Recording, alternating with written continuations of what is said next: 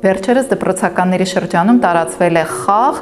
որով երեխաները վիզուալ անցնում են կարմիր դեղին եւ սև դռներով, իսկ այնուհետեւ տրորում են քներակը իբրև հիպնոզի կամ արտասովոր փորձառություն հասնելու համար։ Ես կանահոգեբանական կենտրոնի տնօրեն հոգեբան Էլիզա Մանուկյանն եմ, ծնողները հարցնում են ինչ վտանգ կա եւ ինչ անել։ Չնայած խաղը կարող է հետաքրքիր թվալ, առանց փորձագետի մասնակցության նման խաղերը հոգեբանական ռիսկեր կարող են պարունակել։ Դրանք կարող են առաջացնել հալյուցինացիաներ, պանիկ գրոհներ։ Քներակի տրորումը վտանգավոր է, այն խանգարում է ուղեղի առանշրջանառությանը, կարող է առաջացնել ուշագնացություն, նույնիսկ առողջական լուրջ հետևանքներ։ Ինչ կարող է անել ծնողը։ Խաղը մի արգելեք, քանի որ արգելված խաղը ավելի ցանկալի է։ Փոխարենը հարցրեք երեխային. Քո կարծիքով, ինչի մասին է այդ խաղը, ինչ պետք է զգաս խաղի ընթացքում։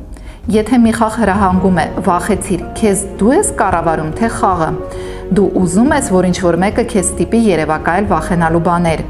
Եթե մի բան քո առողջությանը կարող է վնաս տալ, բայց խաղ է կոչվում, արժե փորձել։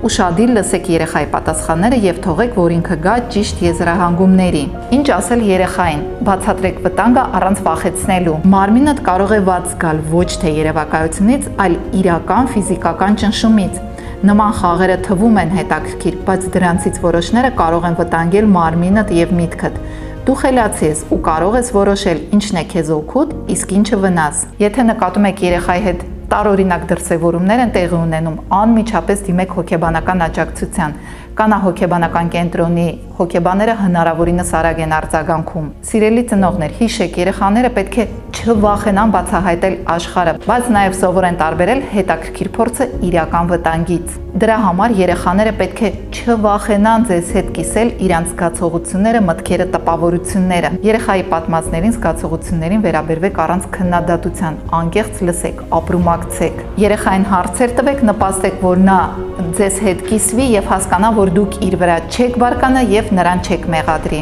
որպեսզի երեխան ծնողից գաղտնիքներ չունենա։ Թող ձեր խոսքը հնչի երեխայի համար ոչ թե որպես դատապարտողի ձայն, այլ որպես բարեկամի, որը կանգնած է կողքին սատարելու ուժ տալու համար։ Դուք այն մարդն եք, ով կարող է դիմանալ, հասկանալ եւ օգնել։ Որպես տարածված խաղի այլընտրանք կարող եք կիրառել նկարագրության մեջ նշված երկու խաղերը եւ տարածել այս օգտակար խորհուրդները ձեր ընկերների հետ։